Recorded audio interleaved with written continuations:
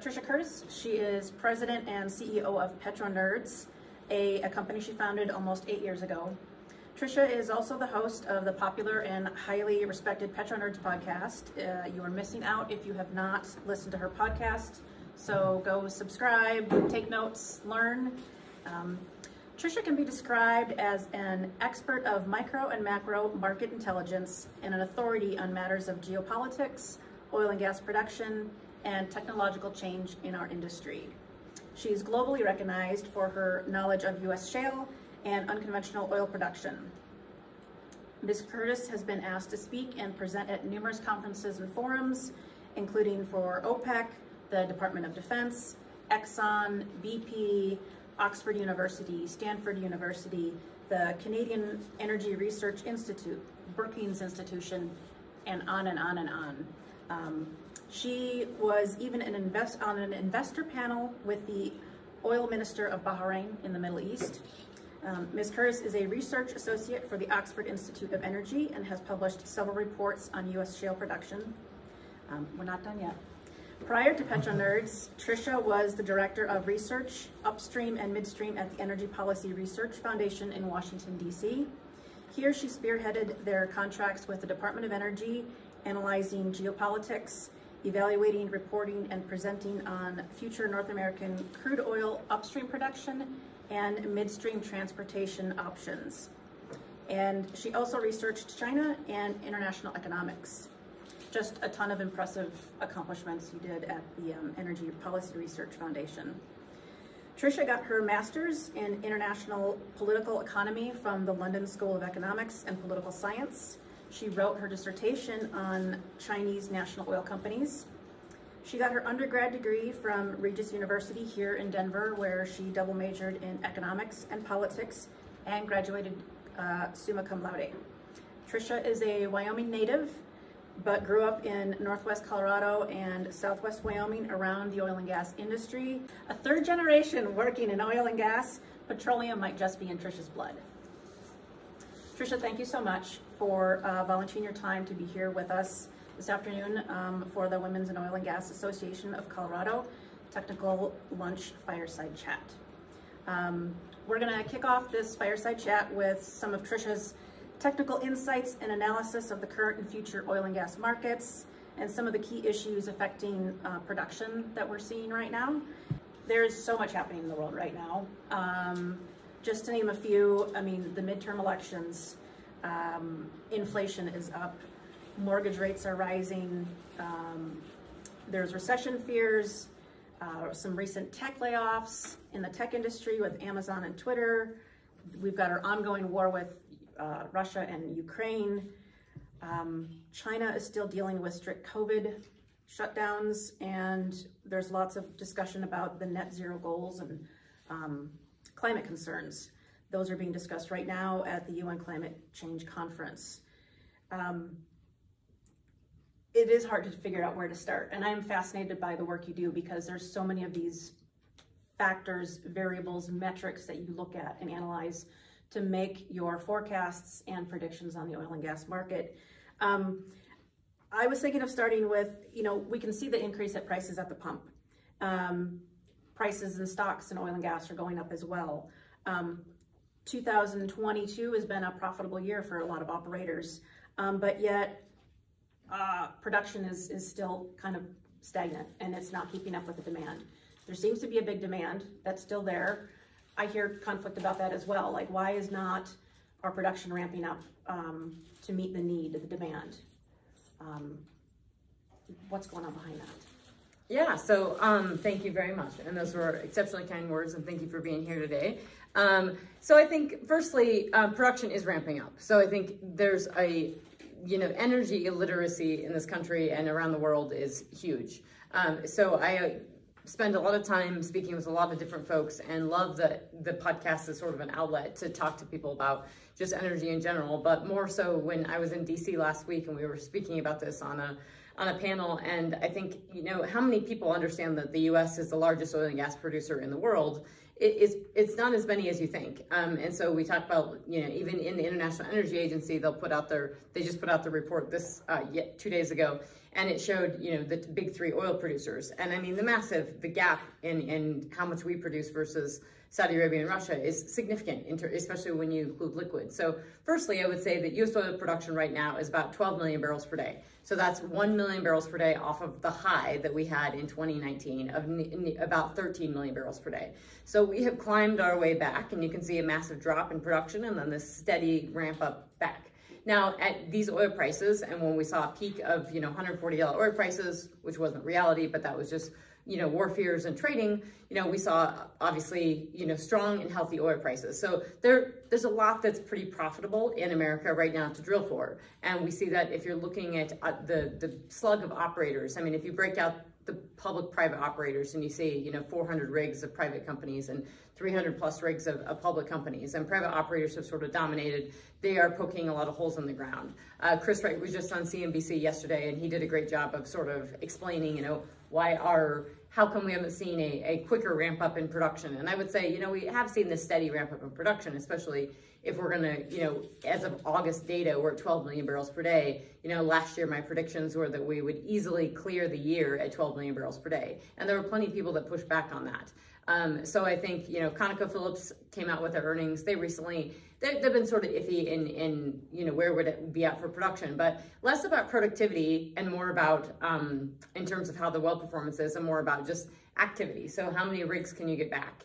And really, the labor shortages that we see across America, across the entire world, a lot of it due to fiscal lags and significant economic stimulus during COVID, is impacting the industry significantly. So the ability to get truck drivers to, haul your frac sand, to haul your water, to actually efficiently have your operations, have people to have rig hands. I mean, there's a severe shortage of labor everywhere. And in America, we still have roughly 2 job openings for every 1 applicant. And that is, everything's completely out of whack there, where the Fed is trying to raise interest rates and get that in line. But it's definitely impacting this industry in terms of how, if we were to, Biden administration loves to get on TV and say, the industry needs to start producing more and giving profits back to the consumers.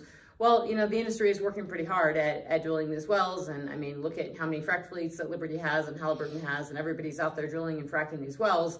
But there's tightness, and there's inflation is a big deal in terms of, we see inflation at the grocery store and at the pump, but it also is impacting the actual oil and gas business of drilling and operating these wells. As the engineers and folks in these businesses, you guys in the room know this. If you're buying pipe, if you're trying to get frac sand, if you're trying to get anything, the cost of everything is significantly higher. And then if you can't get the people, everything gets tight. And so, you're on the side of I want it, and the folks on the other side are on the side of you need it. And so the price goes up and everything gets messy. And that's definitely impacting. We've heard from a slug of operators throughout the third quarter earnings season, and all of them cited inflation being a significant issue. And so we had even operators allocating several hundred, million just toward inflationary reasons of why their CapEx was increasing. I would say there's some disinformation. Wall Street Journal came out with an article that was seemed a little negative, and they tend to be. I mean, the stuff out of New York tends to be pretty negative on U.S. shale in terms of productivity. And I would say that they didn't get that quite right. I was going through the wells, and if you look at, ConocoPhillips, you can actually see that their breakdown, and they cited them in the article, so it's worth taking a look at. So the breakdown, if you look at their well performance, say in the Delaware Basin, their year-over-year well performance is slightly down, but if you actually look at their gas performance, it's way, way up. So if you take it on a barrel of oil equivalent basis, which I don't love to do, I like to separate both, the wells are outperforming. And that's because Conoco has decided to target more gassy areas. They get some gas drive, so they bring that oil with it, but also gas prices are great. So we have a very unique, very, very unique environment across the world from, as you pointed out really well, unprecedented economic and geopolitical complexities, but it also makes it very unique in the oil and gas field as well, in terms of the inflation, in terms of the high price of oil, but also the high price of gas. I mean, we haven't seen decent gas prices since the shale revolution started. So now we see them. And so looking individual operator behavior, which I used to tell people for years is really what you have to do. If you look at Pioneer's natural resources call, it wasn't great. It was they're a little heavy on the ESG side, in my opinion. Their well performance was not great. And so they showed that in a couple slides, year over year well performance was down. Clearly whether it's spacing or longer laterals, you name it. And you can see this, that everybody's drilling longer laterals. I mean, that's why we don't have to have as many rigs as we needed before. And we basically have as many rigs as we had before. So we're doing a lot more with less. And so we do have a lot of wells that have not been completed. And I know that people talk about our DUC count has gone down, our drilled but uncompleted well count has gone down. But really, those are not, 20 DUCs that you just keep in your portfolio that you want to, frack next year. This is just, we drilled the wells, we're waiting on the frack fleets, and this is a function of the industry. It's changed a lot. So we have to think about, I always, show the DUC map of the public and private operators, and this is how many wells are being poked in the ground. And it's really impressive to see how many private operators have drilled holes, not in the areas that public operators have. And that's significant. And yes, those might not be quite as good of rock, spacing hasn't been completely delineated, but this is a pretty long game in this business, getting as much as we can out of this rock. I think we're still in the pretty early innings. If it's a 9-inning game, I'd say we might go into, we might have a couple more innings for sure after those 9 innings. But I would say this is also we're not certainly in the first couple innings, but we're not done with it either. This is not the 9th inning. And if that's the case, then we're going to go to 10 and 11 because the rock has a lot more left to give. So with that, I just think we sort of have to caveat every time we get an earnings season and we see this data. And most earnings calls now don't talk enough about the technical side anymore. They don't talk about production as much. So everybody's sort of holding, you'll hear single-digit growth, holding production relatively flat or growing a little bit, talking about inflation. But I, look at Diamondback and look at their well performance and, look at the average lateral lengths and then just look at, they seem to be doing a little better now. Maybe their spacing slightly wider. I mean, there's tinkering, but the point is overall, 12 million barrels per day and the Permian north of 5 million barrels per day, we've clawed back a lot. And we've done it in the face of inflation, in the face of a pretty negative, a very, very negative regulatory environment, meaning, saying, hey, we're not really open for business for oil and gas, even though we're producing it. And I think that's something really, really big to point out is that, you can't actually ask operators to be drilling and producing more unless you were to make some changes like, hey, unemployment increasing and having more people to work in the oil field, that's going to happen. It's sad to say for unemployment, it's good for this business. It's actually good for the people who are eventually going to lose their jobs. But as unemployment rises, this industry is probably going to be one of those industries that are hiring. That's going to be good from an inflationary standpoint, from a tightness standpoint, from labor. I know a lot of folks don't believe me on that, but we can back up on the global oil demand side. So we're still about 100 million barrels a day of demand. I mean, OPEC came out with a report, which was negative. So oil prices came down this week because of that report saying, deterioration in the macroeconomic global economy, China COVID shutdowns, IEA came out with a report. We're basically at this, everybody's sort of revising their demand growth outlook. And it's always that growth. So when people talk about it's production growth, are the operators growing production? I mean, we're holding production, flattish.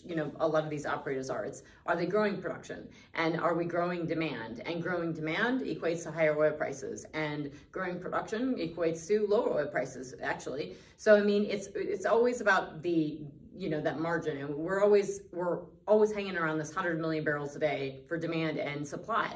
And so if we drop that supply to 98 million barrels per day, we're going to be tight. If we drop that demand to 98 million barrels per day, we don't need to worry about supply so much. And so we're kind of in that we've been in that place for a while, but we have all this geopolitical risk that's baked onto those oil prices as well. So, and we've had very significantly reduced trading volume in oil. That has really exacerbated the moves in oil because we have less liquidity, we have less money and less traders actually moving the price of oil. And that, I think, is something that has not been well appreciated by this market of, what is actually happening with oil prices and, is it reflecting fundamentals? And then when you have this geopolitical risk and you have a war going on and you have, everyone's saying they're not buying Russian oil, but they actually are still buying Russian oil, it gets very confusing.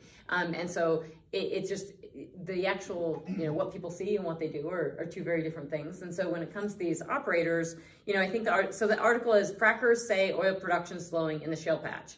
So it's just funny that they call them frackers, because I would say, Halliburton and Liberty frackers. But anyways, so they're talking about these operators and they're basically saying, hey, these guys are slowing production.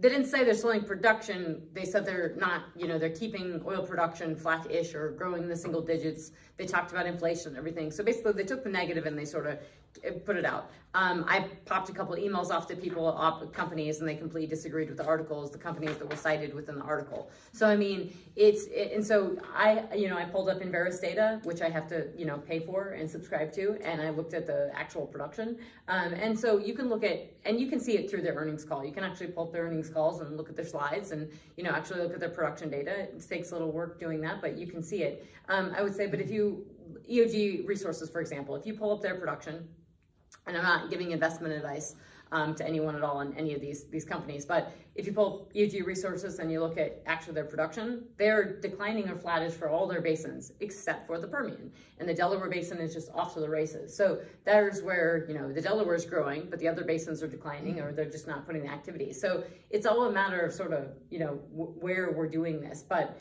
if we went from 13 million barrels per day to 11 million barrels per day, and now we're back to 12 million barrels per day, we are growing production. It's just a matter of how you're seeing this, and you're drilling and completing these wells, and we're bringing them on. So I think that is something, and I love it because it's something no one's paid attention to in a long time is, where are we poking these holes? What's the actual production? Which reservoirs are we in? And I think the conversations about spacing and technical parts of this business are becoming a little more valid now, especially if this is being highlighted in earnings calls and Pioneer saying, hey, we got to readjust this. It means that making the most of what we have in the resources, right? As well. And it means that we have a lot more to go, a lot of room to give. So I'm not worried about the technical capacity of the rock to give us a lot more. I don't know. Do you have any stats on how much we have if we really wanted to become energy independent and open up the floodgates for natural gas production? Yeah, so so for oil, it's slightly different. I mean, we consume more than we produce, so we still import some, but we also export a lot. So that's why I say, we are a major oil and gas powerhouse. We actually export more than Saudi Arabia in terms of the total product in terms of with natural gas liquids and crude oil. So we produce 12 million barrels per day. Saudi Arabia is producing under 11 million barrels per day, or they were just about to hit that 11 million barrel per day mark, and in Russia is producing about 10.5 million barrels per day. And they're set to decline a little bit because of the OPEC plus cuts, which Saudi Arabia and Russia will take the brunt of. Russia was probably already declining, so that's baked in. But if you think about that 12 million barrels per day and your question of this energy independence, it's really, how long can you sustain that production? How far can you grow? And I do think there's a lot left to give in the rock. All the things that we talked about just a minute ago on labor shortages and tightness in the market and everything, those are probably, are real factors. But when it comes to natural gas, that is a smaller molecule. It is very easy to get it out of the ground. We absolutely know how to do that. I am 100% confident in saying, we can produce way more than we have, and we can do it probably for a very, very, very long time. We're talking decades and decades and decades. We have trillions of cubic feet per day of gas, of gas in reserves. I don't even, I used to get asked about reserves a lot. Operators, no one cares about reserves. They care about, production and capacity. And we always know that those reserves increase year over year because of technological growth. But when it comes to gas, and this is something I encourage people to really understand that market as well, of that, a lot of folks kind of understand the oil market of this 100 million barrel a day supply and demand.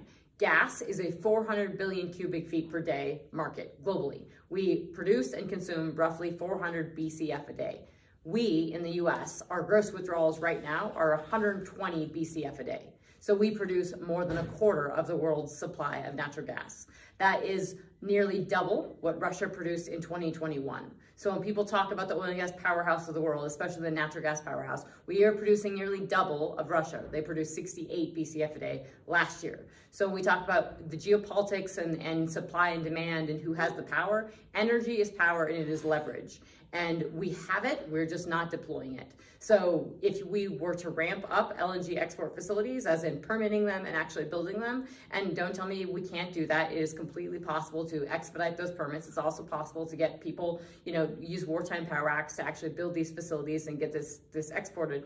But we have some issues with that because Europe did get, hand off their energy security and their geopolitical power and leverage to Russia on a silver platter. And this has been really complicated because they also, this is kind of in the name, is in the name of very, very aggressive green policies, wanting to reduce their CO2 emissions and just pretending that, they'll figure out a way to, solve for the natural gas problem. So they'll just they'll bring in all the natural gas from Russia, and then they'll just solve for it, not using it later. So what happened was, if you look at that production and consumption of natural gas for Europe, it's a really bad chart. It's the not to do chart for everyone. And its consumption is like this. So they're 55 BCF a day of consumption, and production is like this. For the last 10 years, they've just been going on this trajectory, up in consumption, down in production. They produce only 20 BCF a day of gas. So that gap is massive, and that's largely filled with Russian imports. And their Russian imports, their exposure was nearly 2 BCF a day was liquefied natural gas imports, LNG imports from Russia, which by the way have not gone away. They're still bringing that in. The pipeline imports, they would have continued to take those pipeline imports. The only reason they're not taking them is because Russia shut off the damn pipeline. So they were getting about 16 BCF a day of gas from Russia via pipeline. And so they shut off, Nord Stream 1. They never flowed Nord Stream 2. So it's really a situation where Russia had maximum leverage on Europe. And it's not about the money for them. This is a very long game. This is a long war. This is very intentional, very methodical. And so they've had years of this leverage building up. And so, yes, they get money from natural gas, but not as much money as they get from oil. And those oil imports from Russia have not gone down really, but they've gone down by a little bit. We even see imports into China, which is another big thing that's extremely related, which we can talk about, but imports of natural gas into China from Russia have increased by a third over the course of this war. And they have actually taken volumes of that gas and they've rerouted it and they've sent it to Europe. So Russian volumes of natural gas go to China, and then China sends it back to Europe. And who makes the money? China. And who makes money? Russia. And who is funding the war in Russia? China. So, when Olaf Scholz, the Chancellor of Germany, goes over to China just a week or so ago and visits them and brings 12 CEOs with them, it's a really, really big deal because Germany was the one that got Europe into this mess of, giving all their energy security away to Russia. And now they're walking, into China and saying, okay, well, we're ready to do business with you because our economy is hurting so bad. We're ready to double down on another autocratic leader who, is not going to be good for us and we're probably going to all end up in World War III together, but we're okay with this. And it is ridiculous that people have not really called them out on this. The people in their country are, but it's a very, very serious issue. So, sorry, that was a bit of a rant. That's all right. I feel your passion. Yeah. And from my experience over the past, this year in particular, we have so many workload issues, and that directly contributing to the low and, behind the production, and we have to play a lot more catch up. So what are your comments on that? Wellbore integrity is a big issue. I would guess that, off the top of my head, without knowing it intimately, is that longer laterals, every time we have a drop in oil prices and we have a shift in the market, the industry shifts and they try to react to it. So one of the abilities, to save costs and money and you have inflation, is longer laterals are an answer. They were an answer before because you just have less stuff on the surface. And even if you're declining your productivity a little bit, as long as you're not seeing massive diminishing marginal returns and you're put for production, might as well go longer. And so we have seen, average lateral lengths for operators are 12,000 feet. We're hearing a lot about 15,000 foot laterals and even farther than that. So naturally with that, years ago, when you talk to operators, they were pretty hesitant on 15,000 foot laterals for a number of different reasons. Part of it was because they just didn't think they could complete the end of the well as good. And so naturally, I think that we've sort of said, oh yeah, the public operators said this is great and we're doing just fine. But clearly, if you're drilling a 3 mile long lateral, there's a lot that goes with that. And so I wouldn't say overwhelmingly there's a wellbore integrity issue, but I think that an appreciation need to continue to focus on what's going on with those wells and how we're producing. And if people are doing things really fast, or and you're not slowing down and paying attention to cementing and pipe and everything, yeah, I could absolutely imagine that some operators, public or private, could have some issues where if you're doing things way too fast, you're not slowing things down, and you're focused on cost, and folks can make mistakes. And that's something industry has to be very, very careful of not doing that, because, you know, in Colorado, we saw that in, you know, when prices came down and everybody was very, very focused on lowering costs, and safety was not exactly a high priority. And we had a bunch of vertical wells shut in, and then we had the Firestone explosion because we had that well turned on, and that was a cut pipe, and a pressure test wasn't run, and that didn't, you know, that was something preventable, but it wasn't prevented. And so those are one of the things that, as the industry continues to evolve, it's incredibly important to pay attention to that. So I don't have a good answer for you. I'm not intimately familiar with it, but I'm happy to follow it up with you. Can you expand a little bit on kind of the decline in trade volumes and just overall liquidity? And do you think that's just due to the volatility, or kind of what do you think is the reason behind that? So there are a lot of reasons, and it's a great question. It's extremely important. I think even something is, you know, this morning Target had their earnings call, which was really, really bad. I haven't finished it, but listen to the 7 minutes and it tells you a lot about the world. Walmart had their earnings call yesterday, which is really good. That should also tell you about the world. When Walmart's doing well, the economy is not doing well. When Target's not doing well, the economy is not doing well. So that aside, you know, crypto, we've seen a massive crash in crypto. We have these exchanges that are falling apart. All this has a lot, they're way more interrelated than anyone sort of on TV or the stock market or these analysts tell you, because if you're trading these volumes, trading anything, whether it's stocks or crypto or nickel, they're interrelated. And, you know, when we see the market, the stock market bounce in these, we're in a bear market. And so we see declines, and you see, you know, an up day, but then it comes down, and an up day, and then it comes down. Well, the problem is that, you know, we have these short coverings. So people are covering their short, so then you have an up day. And we've seen that in the last week or so with these thinking there's going to be a Fed pivot. But every time you have that, money has to move around. And I think we've seen over the course of the last 2 years, a lot of money pull out of oil and gas. And particularly in, you know, there's a lot of different reasons for that. I think there's the big ESG movement, the, you know, anti-oil and gas movement, the, you know, really methodical efforts to, you know, pull money from investors, pulling money out of the oil and gas space because they don't like it. And they're worried about, you know, the future. There's a piece, but that doesn't really, that's more like the stocks of, you know, an Exxon, an EOG, and a Pioneer.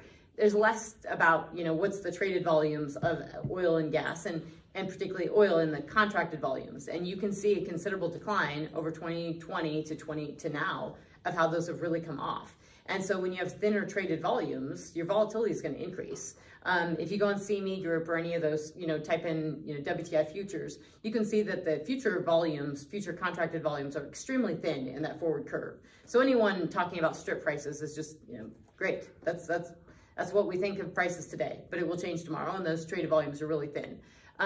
So that, you know, the nickel London Metals Exchange we saw over the summer crazy volatility in nickel, because we had the biggest producer of nickel in Indonesia was actually like shorting nickel because they thought that they were going to produce a lot, so they decided to short it. This created problems. They created big problems for the London Metals Exchange because they didn't know who was on the other side of that trade. They shut down trading. Well, that was a liquidity issue, and that pulled money out of, if people have to cover shorts or any says these bets, same for stocks. So if stocks go up and down, people are pulling money out of oil. Traders are pulling money out of oil. Now that's been happening for a while because, you know, people got burned on oil, and that's been happening over time for the last 10 years because lots of traders have been burned on it. But anytime we have volatility in all these other spaces, and hedge funds pulling out, it just exacerbates it. And a lot of oil is traded algorithmically, meaning computers are reading the news and then trading this. And so you can have these swings. But I do think these swings seem to be exacerbated by the fact that you don't have humans trading it, and a lot of folks not knowing exactly the supply-demand fundamentals.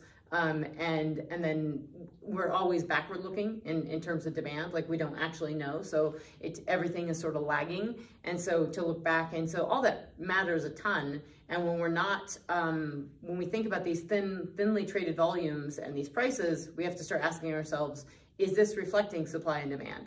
And I think that's just extremely important to pay attention to.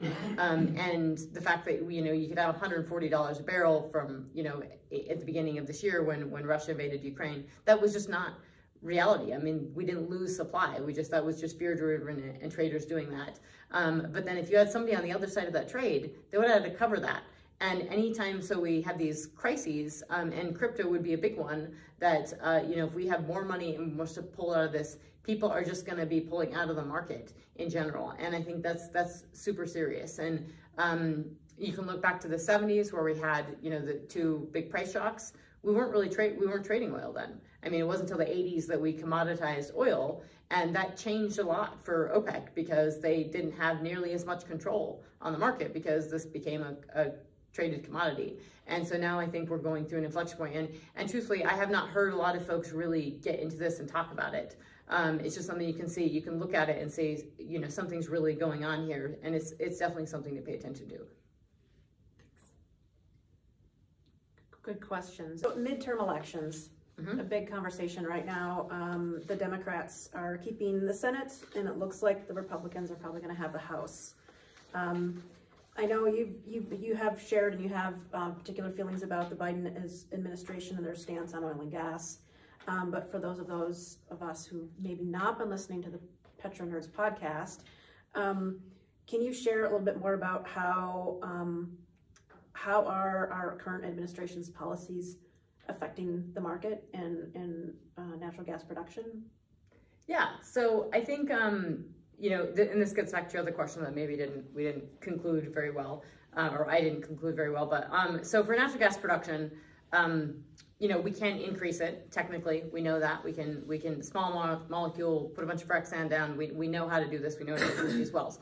We are limited by pipeline capacity. We've canceled about 7 billion cubic feet per day of pipeline capacity over the last several years. So that's very critical to think about. We just don't have enough pipeline capacity. So we're kind of maxed out in terms of Marcellus production. In terms of growth, we're not going to see much coming from Marcellus because we don't have the pipeline capacity to move it. So that's a significant issue. And we haven't built a new pipeline in several years. So that's a big issue for oil and natural gas. There's full stop. And that's under multiple presidencies that's taken place. Started really with Obama, but Trump wasn't able to get Keystone XL built. It was permitted. Largely, most of it was built. We have a very small bit to actually build on this, and then and now we have Biden who canceled Keystone XL. So I think it's very important to realize how much policies and how much rhetoric does move the needle for investment. So it doesn't matter what business you're in. You need stability and predictability. So it doesn't matter if we're building, widgets for our iPhones.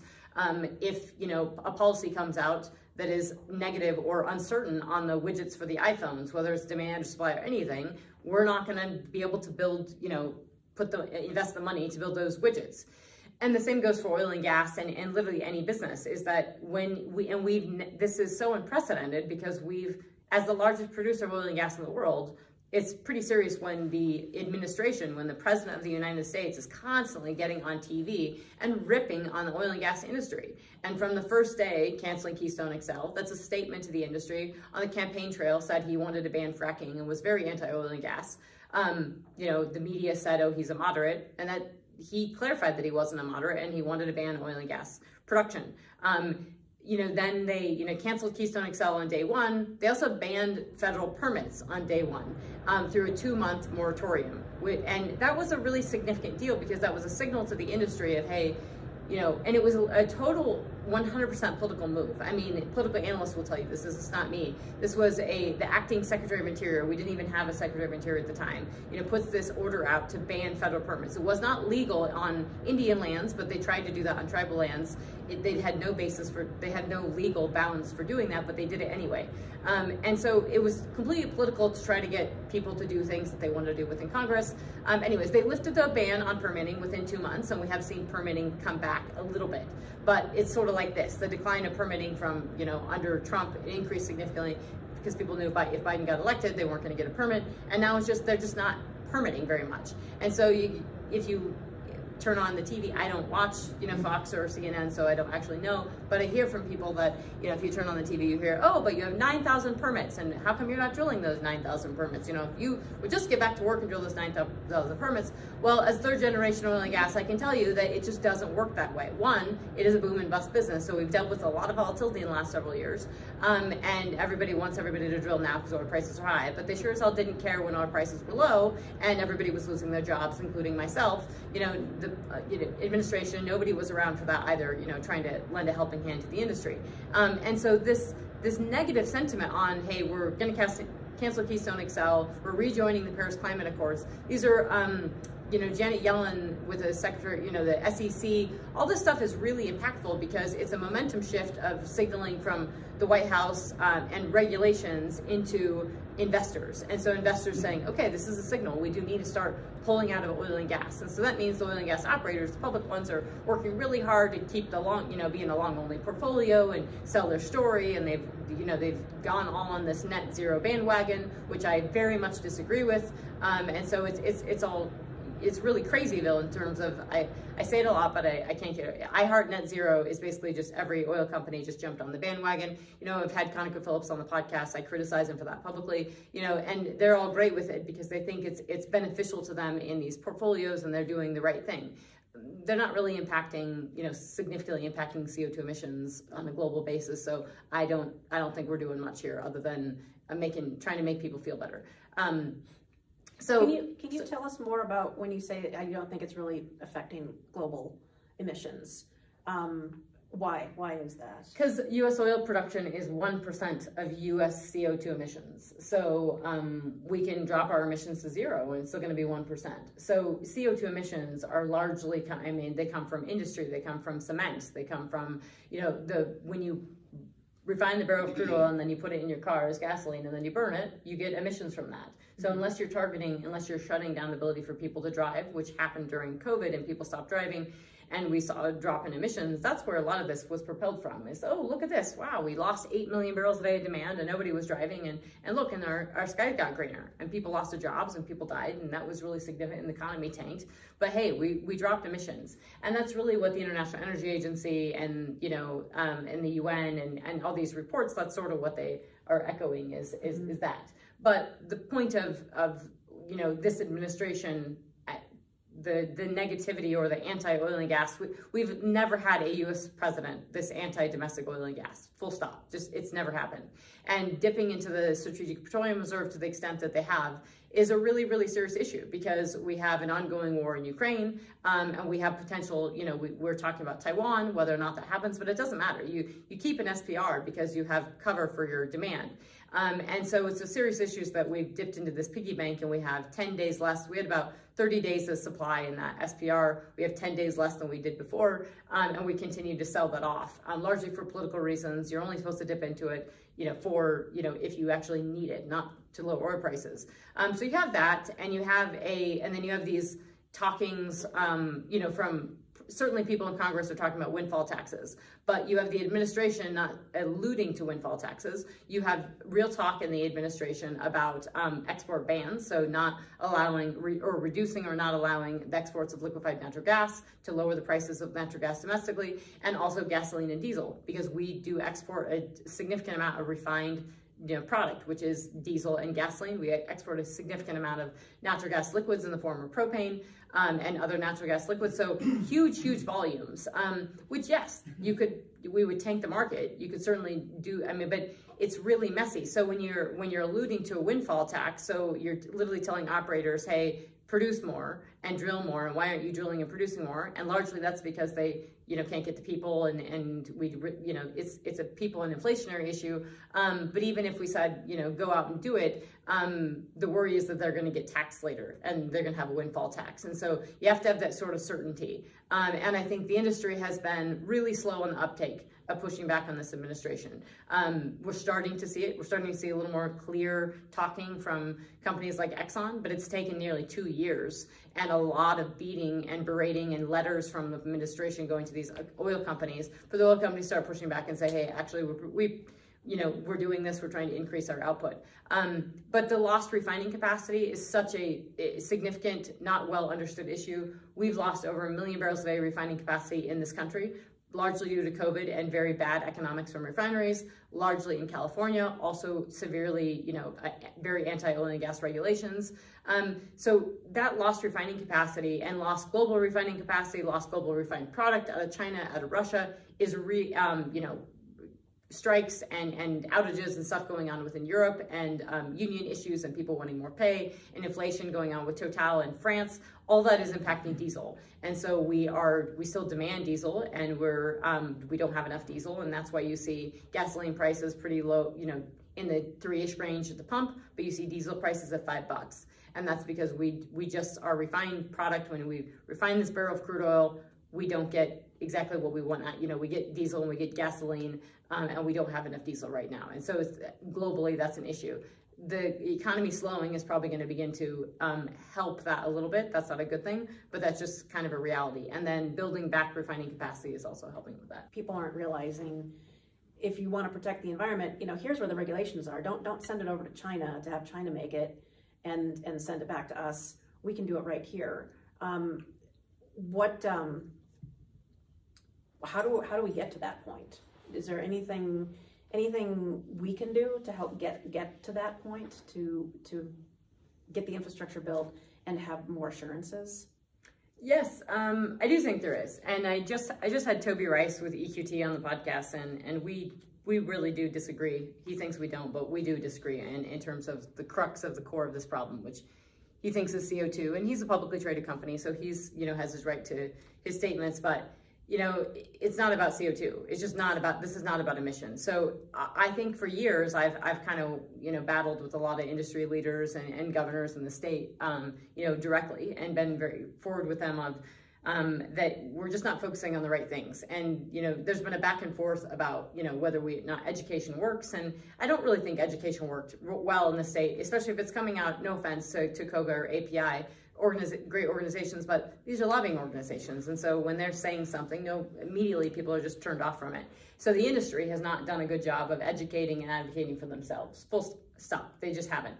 They don't fund independent organizations. I worked at one at Brink. It was very hard to get funding. So the industry talks big about this stuff, but they need to write checks. They need to and they need to fund it within their companies. And they need to, you know, signing up for the iHeart Net Zero and promoting this and literally, you know, going along the trend of the International Energy Agency. The net zero thing is net zero by 2050, which net zero by 2050 is we have to reduce oil demand from 100 million barrels a day right now to 75 million barrels a day 8 years from now. 8 years from now. So 25 million barrel drop off, that's a COVID every year. That's shutting down your economy. It's 100% not going to happen. It's not happening. So it's being honest, and Chris Wright is one of the few companies that will say, we're actually not in an energy transition. We're not. Adding a bunch of wind and solar in China in tandem with coal, it's not an energy transition. Buying a bunch of solar, you know, that Germany's buying from China, it's not an energy transition. It's made from coal, it's made from forced labor. It's just adding a bunch of solar. It doesn't make your grid more reliable. So it's you know, yes, they've added wind and solar in Europe. Their emissions are pretty low to begin with. So, you know, it's sort of on the margins. You know, we as a country are you know, if we were to do what the administration wants us to do with the climate change executive order, which again was within a week of the administration, that would mean that we would have to sort of, you know, blanket America with wind and solar panels. And that doesn't even account for building the transmission lines, which we don't have the legal code to actually do. You would have to have eminent domain. You would have to uproot people from their homes. I mean, it's a free country. It's just not happening. So it's very problematic. And that wind and solar does come from China. It is very expensive. I mean, they've dropped the prices because they're not paying people. They're using forced labor to do it. But it has not made money to date. I mean, wind and solar projects have not made money to date. And when you have rising inflation, and unfortunately this has hit, you know, the wonderful people in the wind and solar industry, and there are actually very good people in the wind and solar industry that I know. But I'm not a fan of the businesses in general. And I'm okay saying that. They're not profitable. They were subsidized heavily. And so inflation is a big problem for them, as it is across for every business, as we've talked about. Our businesses, you know, the dentists, everyone is impacted by inflation, but particularly wind and solar and renewables and green tech had this big tailwind with this administration, with the, you know, re-signing the Paris Climate Accords, and with when you have low inflation and low interest rates, it's great for green tech because it's easy money. Just like, you know, we had low interest rates, it's great for the oil business, had easy money too. And, you know, we had some problems in the oil business, and green tech's about ready to have those problems, is because that easy money, you can't now higher interest rates because we're fighting off inflation. You have higher interest rates, and that's impacting the ability to actually fund these projects. And these projects are, you know, based on, you know, very heavily subsidized, you know, incentives from the government. So it gets really, really complicated in that space. So to answer your question, energy literacy, explaining energy, having people understand, you know, firstly, this industry has to advocate for themselves. Nobody else is going to do it for you. So you have to know it, and you have to be, you know, I lay my head on my pillow at night, and I'm pretty proud of what I do. And I think more executives in this business needed to be doing the same thing, because the people that work in the industry are pretty proud of it as well. And so I do get very frustrated when I hear the CEOs being apologetic about what they do and the people in the industry being very passionate about what they do. So I think the folks have to know what it is, and you just can't spout off and be angry about, you know, Chinese solar panels. You have to actually know this stuff, and I think explaining to people, you know, understanding where our energy comes from is huge. I mean, I was literally just at the dentist and they're asking me about, you know, this natural gas stuff. People don't understand, you know, what's actually going on within Russia and Europe. And so that education, I think, is huge, and in understanding what we use and where we're actually going as an economy. And also that you know, to many people who are obviously on the promotion of natural gas, it is cleaner.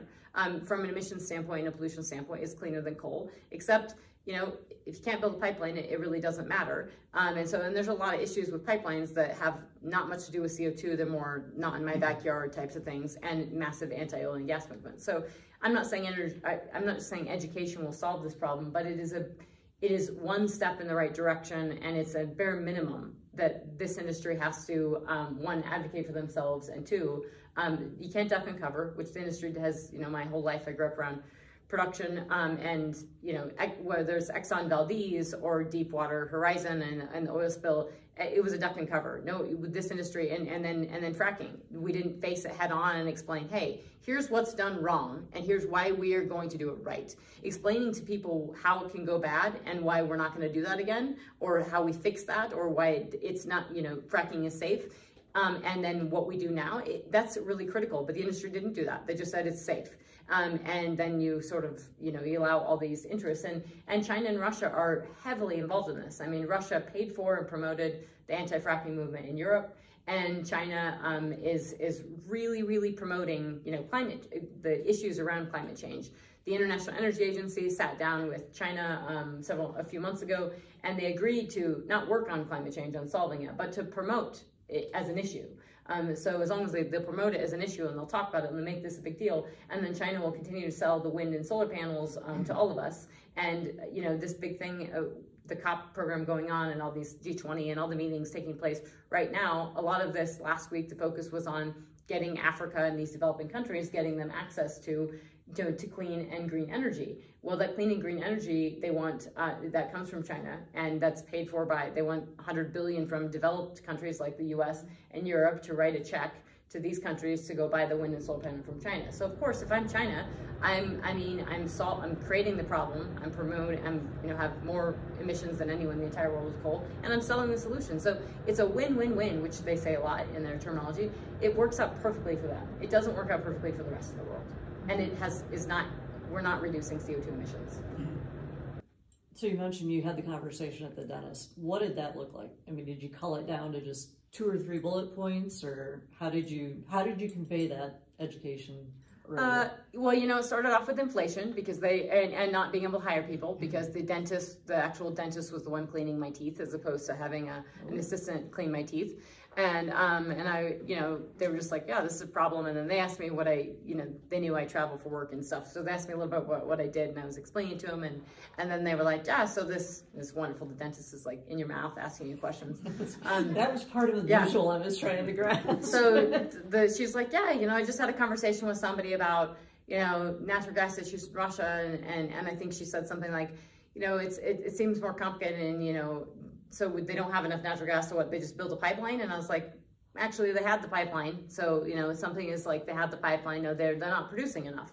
And so they're not producing it themselves. And I think something that and it's very sad, it's not a good thing, but like the world has to realize, and it is energy literacy, it is production and consumption. What do we consume? What do we produce? And so you can, you know, we can talk about going green all day long, but the feasibility of that is just not happening. So you're not going to win over on the sides. That's not the battle you're fighting. But we live in this world today where we're consuming natural gas and oil, and we're dealing with the prices that we pay for. So I think that basic knowledge of, okay, you know, Europe is consuming gas, but they're not producing gas, and so they're getting it from Russia. So now where do they have to get it from? They're getting a decent amount from us from LNG, but all the storage that they had was from Russia. So now we're going to have, you know, they're having a pretty nice calm winter right now in terms of weather, unseasonably warm fall. We've seen that in the East Coast as well. So we'll see how that comes in. So I think it's having those conversations and distilling it down. And I mean, I didn't get much out of my mouth because I had hands in my mouth, but I was just saying, you know, yeah, that's what I do. And this is, you can't just build a pipeline. It's a lot more complicated than that. My Uber drivers all become listeners to the podcast because, you know, they say like, what do you do? And I'm riding in a Tesla and we talk about that and the whole thing. And it's usually a very, I get usually a handshake by the end of the ride and, you know, tell me about your podcast. And these are people who would not probably agree on many things, but the stuff that, you know, them filling up their tank or them plugging in their vehicle, this all matters. And I would say it also matters significantly now because electricity prices are going up and we had pretty stable prices. And now that, you know, people are paying for, if we were to all buy a green vehicle today and we all plugged it into our houses at night, the grid would just break. I mean, we just wouldn't have the power. So it's a really serious issue. That's why I say, you know, it's not happening because it's actually not happening. The system isn't created and built for this. And it's not to rip on the industry, but it's the data points tell you that only 3% of, and it might have increased slightly in 2021, but coal production and coal power fired generation increased massively in 2021. So wind and solar power generation is like 6% total of total power generation in the entire world. That's not an energy transition, just full stop, it's not. So that's when people talk about this, of where it's coming from. And then, you know, if the sun doesn't shine, we don't get enough, you know, power. If we don't get enough rain, we don't get enough hydropower. If we don't get enough wind, we don't get enough wind power. And those are really serious things. And that's where that energy security, and I think this comes back to your question on those traded volumes. I mean, just where we started, it was fall of 2021 when this energy security crisis started, was when we saw oil prices jump up to $80 a barrel. That was when people started switching out in Europe natural gas out of the power, and they started burning diesel. And that was and that started the diesel problem that we're having. And it also started, just oil prices going up. And so this dislocated everything. So we're in such a unique environment in terms of the oil market. And there's a gazillion moving parts. And you do have to look at FedEx and Walmart and Target to understand where the economy is going. And you do have to follow, actual production, and you do have to know what's going on in other parts of the world. And I can tell you, it's exhausting. There's a lot going on in there. So all these moving parts, and then you have to be able to explain it and help people make good business decisions with it. And it feels scary a lot of times. I'm going to give a lot of presentations and everybody's like, oh, this is just awful. And there's something, but it's actually knowledge is power. And so the more you understand this, the more you can actually help with business decisions, whether you're inside oil and gas or you're outside oil and gas. All businesses are connected to it. And so it's being able to, understand this stuff and know what impacts your business, and then making the right decisions. And there will be opportunities. In and outside the oil and gas industry as this economy backslides, which it already is. And this industry is probably poised to be okay in this recession. We could see oil prices greater. That could happen. We have volatility everywhere. But we're probably going to see some pretty, healthy levels. And that means that this industry can also, and this is an opportunity for this industry. If other people are letting jobs, letting go, and this industry is hiring, and that is already happening. I'm seeing people move from tech and they're moving into the oil and gas business. That's huge. And so that's a way to educate people and also understand that this business is hiring. And, when we have a shortage of truck drivers, if we're buying less stuff on Amazon and we don't need the FedEx drivers and they're furloughing people at FedEx right now, then that means more truck drivers for the oil and gas business and the frac sand space. That means that you're going to be less tight on that side. That means that when you're fracking your well, the guy's probably not going to quit. And if unemployment goes up, they're going to be a little worried about quitting. So that will get back in line. That's across all business. That's, wind, solar, to dentistry, to everything, as that unemployment rises, which I know people don't think is a good thing, but it brings things back into balance of the, how many people are applying versus how many people are getting jobs. So yeah, the knowledge is key is a good way to think about. Feels overwhelming. Knowledge is key towards helping with that. Jay, you had a question? Yeah, I was with a group of private equity guys last week. Mm-hmm. It seems like each one of them has kind of had their fill of ESG rhetoric and wanted to do some pushback. they had questions about nuclear as being fully green. Didn't really know where that was going, but these guys seem very willing to invest more in the oil and gas space than they have in the past 2 years, simply because of that. And then the comment, maybe you can talk about nuclear, and then one of the things that came off of that was that the hypocrisy coming out of Europe, especially Germany, they actually talked about reclassifying LNG as green. Have you heard anything about those types of things? Yes, all those. And those are great questions and really good points and good stuff to hit on. So it wasn't, not even 2 years ago, that France wanted to call, they wanted to call gas fossil gas. So not natural gas, they want to call it fossil gas. And I'm very passionate. I do not call this, it's not fossil fuels. I really don't like the term. It is crude oil and natural gas, petroleum, it's coal, and it's energy security, but it is, calling it fossil fuels helps no one. It's also not technically, I mean, we can get technicalities of that. But anyways, they have negative connotations, just like fracking with a K. So I think, I mean, that was France 2 years ago. And even a year ago, you know, I was presenting to the Oxford Institute for Energy Studies a year ago, and I was getting some feedback on, you know, your very dirty crude oil. And I thought, this was a year ago, of no one's going to want your crude oil. Well, they really want our crude oil because we're exporting it at times, you know, over 5 million barrels per day. And that natural gas, so that Germany and France and Europe have changed the terminology because they were trying to demonize and natural gas to try to force, they basically were trying to force, you know, regulations to change this. The problem is doing the same thing the Biden administration is trying to do, which they should clearly see this didn't work, is that just because you're anti your production or you're anti it doesn't actually change the behavior unless you're changing the consumption behavior. They can't do that because they would destroy their economies.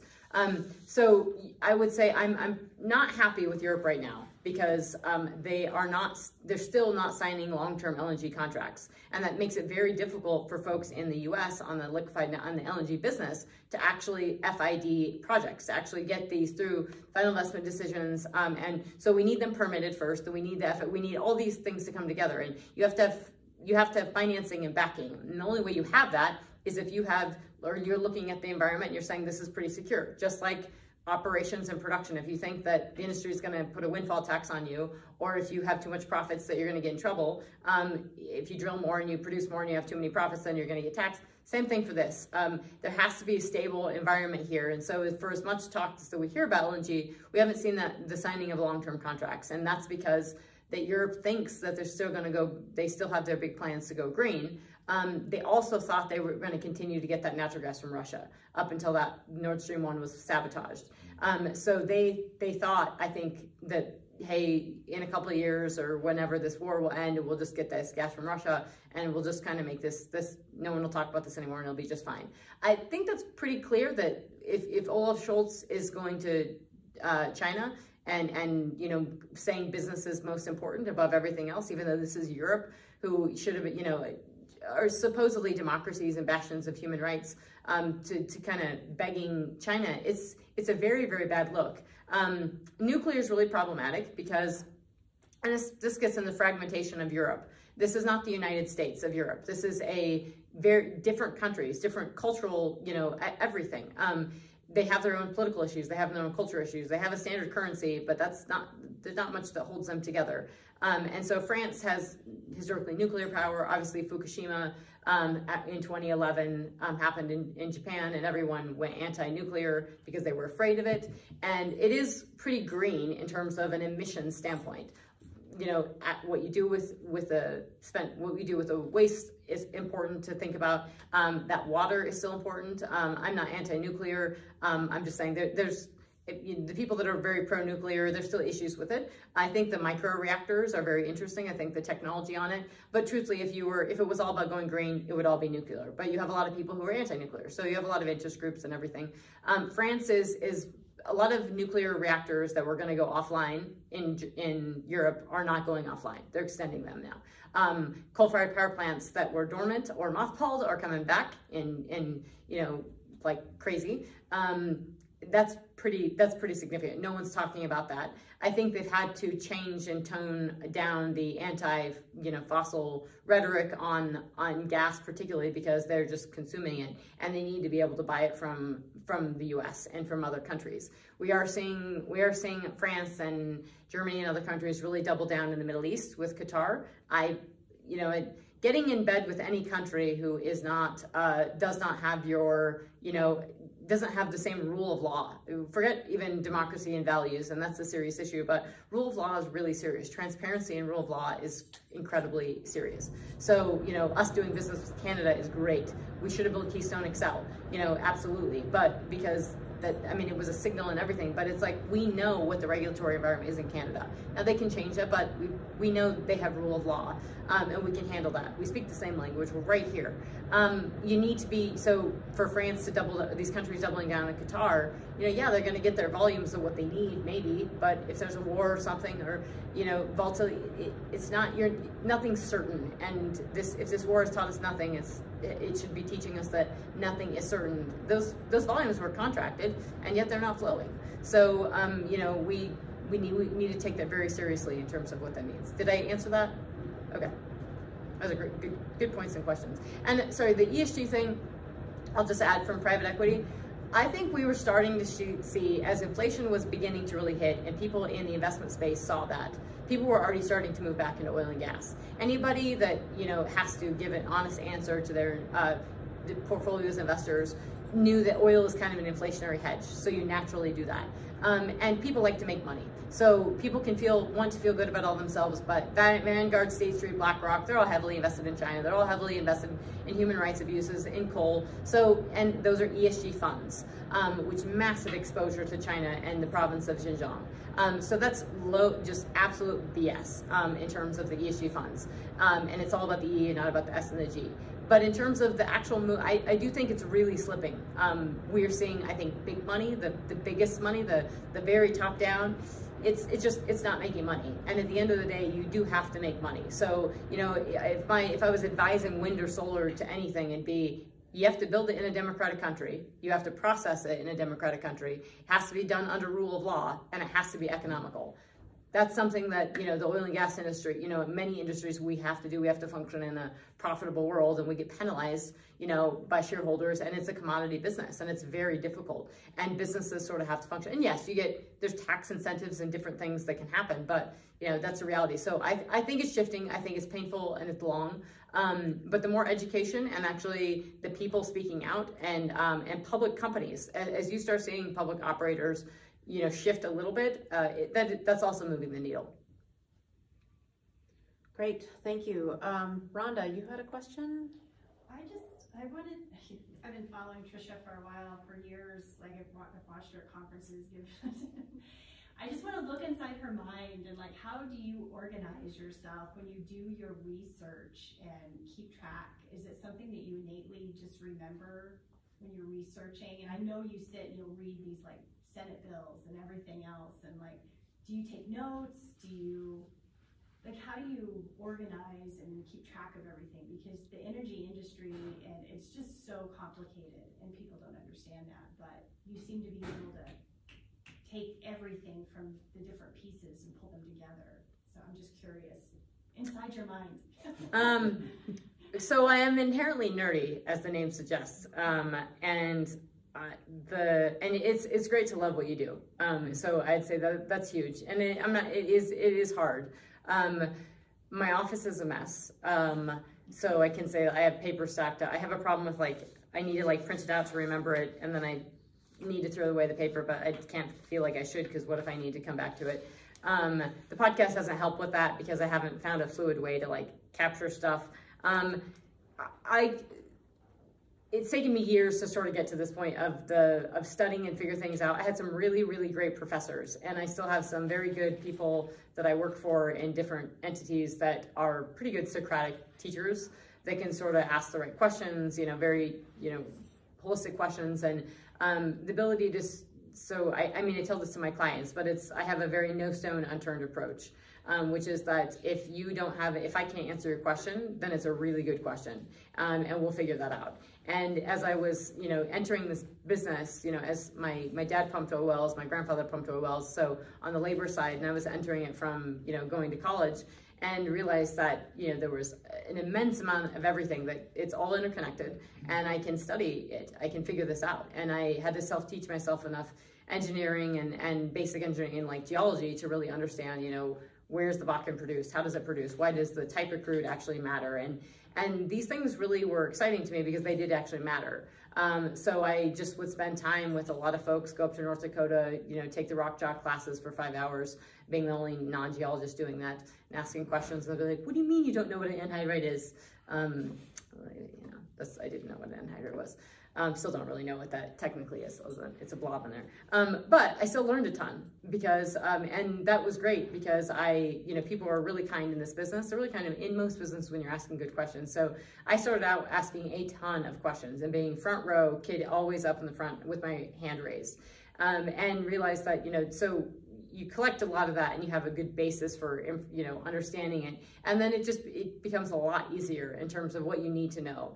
And I would say, very fortunate that, I had a macroeconomic education and some really good professors, in undergrad and grad school. And that type of research and work was painful back then.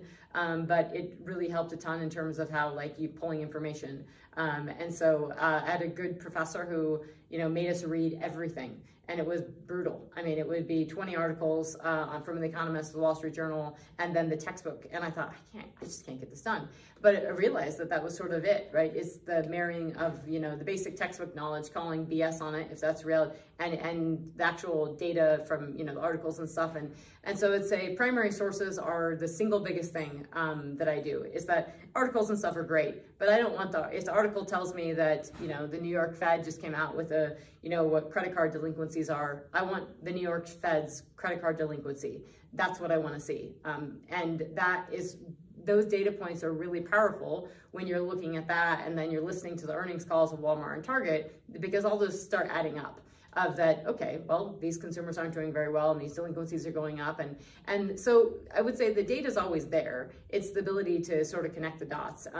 And no, I'm not great at, keeping it perfectly, note-keeping. I have messy pages. The notebooks are big, I like those. And I do keep those every day, jotting stuff down.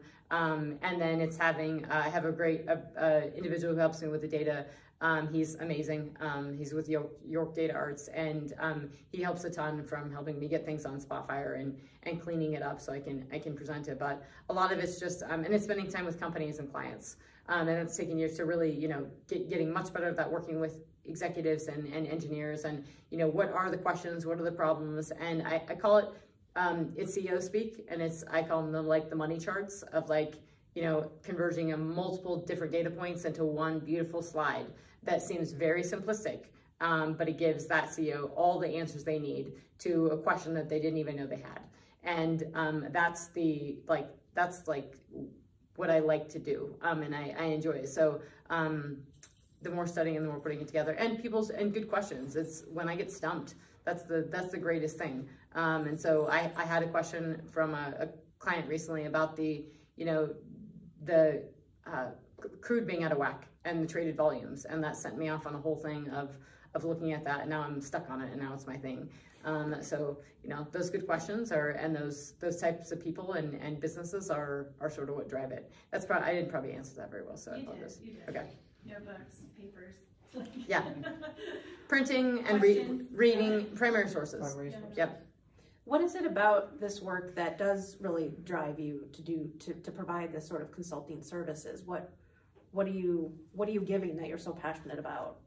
Making a difference, and not, I don't get credit for it a lot. For many of my clients are not publicly known, but I get to do amazing work on China and geopolitics for certain entities, and I'm very passionate about it, and I love it. And it makes I go completely in the weeds for weeks and go dark on China stuff, and it does funnel back to this actually work on oil and gas production in the U.S. Oddly enough, it actually is connected in different ways.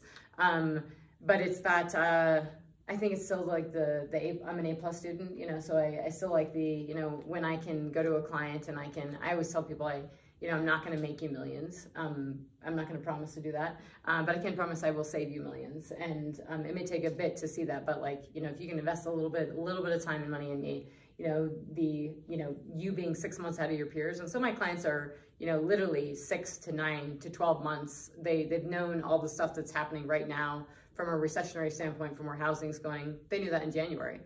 Because I was telling them that. And they might be a little resistant to it, but I can now, every quarter I can say, okay, remember when I told you this, okay? And it's a lot easier. So repetition is huge with clients and people and everything. And I love to learn, and I think that you know, I know we can always do better. And I think that education is just huge. And so, you know, educating people and helping, and that knowledge is power it is absolutely huge. And you can solve, you know, studying all this stuff there, we can solve a lot of problems, you know, by connecting dots and dissecting this. And you know, so when people say, oh, we just can't do this, it's like, actually, I'm pretty sure we can. Yeah. And you know, if we can't, let's figure it out. Sure. So yeah, that's, and I would say, I mean, quite honestly, from a business standpoint, it took years to get to this point.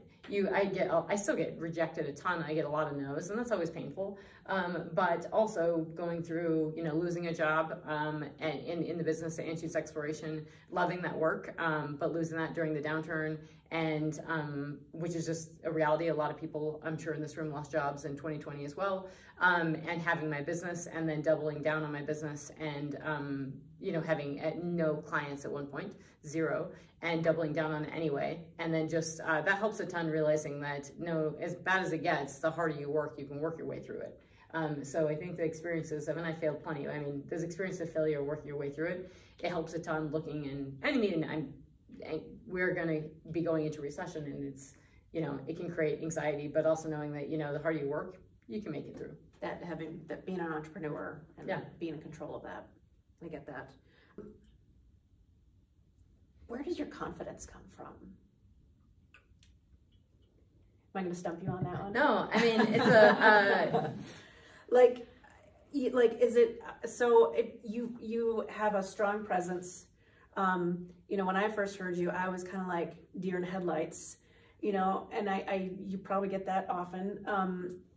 But there's a confidence, and I'm just curious, was it something you kind of always had?